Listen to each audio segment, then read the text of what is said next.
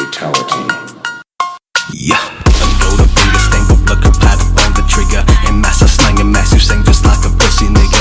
Into my groove, I make my move, or better I with my Ruger. Shadow the light, I'm on no Friday, gon' be pissing cougar. Yo les gars, j'espère que vous allez tous très bien, en tout cas pour ma part ça va super. Aujourd'hui on se retrouve pour une toute nouvelle vidéo où je vais vous montrer comment faire une miniature très simple de Fortnite. Il y aura un pack qui sera disponible dans la description qui va vous permettre tout simplement de pouvoir créer plusieurs miniatures du même type. Et on va créer un projet en 1920 par 1080 et en 300 de résolution. Cliquez sur créer, vous allez aller chercher dans le pack un fond pour votre miniature.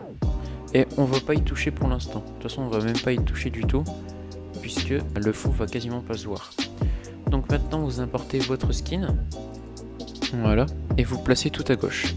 On va la rétrécir un tout petit peu pour que ça puisse bien rentrer et que ça fasse propre. Ensuite vous allez double cliquer sur le skin, histoire qu'on ajoute les effets. Donc on va tout d'abord créer un tout premier contour qui va être en blanc. Donc vous allez tout simplement le mettre en 3 de taille et en extérieur. Voilà. Donc ensuite on va activer l'ombre. Donc je vous laisse recopier mes paramètres. Voilà. Et ensuite on va pouvoir ajouter le texte. Pour rétrécir votre texte, vous allez tout simplement cliquer sur CTRL T et il va y avoir cette fenêtre qui va s'afficher et vous allez tout simplement pouvoir l'agrandir ou alors le rétrécir. Je mets les lettres en majuscules histoire que ça rende un peu mieux quand même au niveau de la miniature. Il faut aussi faire un peu attention à ce que le texte ne déborde pas trop aussi sur le skin, puisque sinon ça risque vraiment de rendre très moche. Le texte qui est au-dessus, vérifiez bien qu'il soit au-dessus du texte où c'est positionné au niveau des calques. Là notre texte il est pas très beau. On va d'abord s'occuper du texte qui est en dessous. On va double-cliquer sur le texte et on va ajouter une couleur qui va se placer au-dessus de la couleur qui est déjà mise. Et moi personnellement ce que j'aime bien mettre c'est un dégradé de blanc.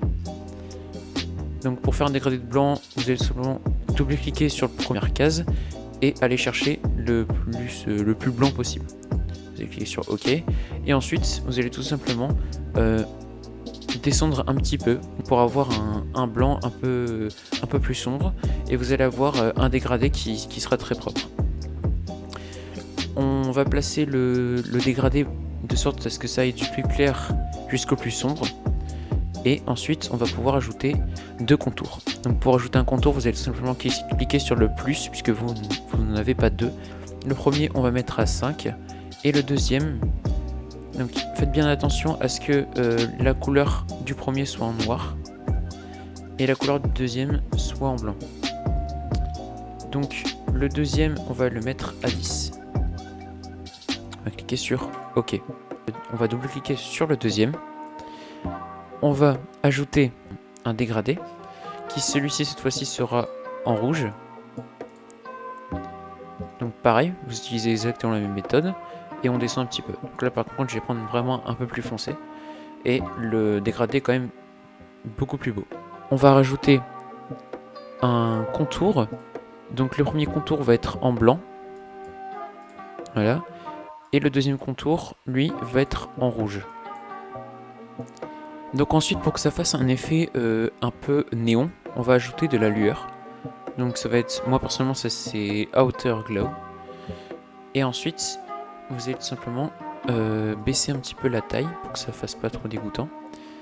Et vous allez aussi ajuster un peu la distance en fait. Voilà. Alors, de loin ça fait pas un effet néon. Donc vu que ça fait pas un effet néon, on peut changer la couleur en la mettant en rouge. Et là on a quelque chose qui est plutôt agréable à regarder. Donc le texte est fini. On peut réajuster un petit peu le 45 pour pas qu'il déborde non plus trop sur le kills. Et voilà. On va fusionner les deux calques. Donc pour ce faire, vous faites CTRL sur les deux et on fait CTRL E.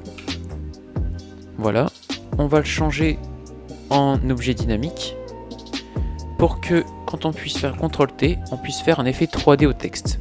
Donc pour ce faire, on maintient CTRL et on va dans les coins et vous allez tout simplement descendre un petit peu de chaque coin.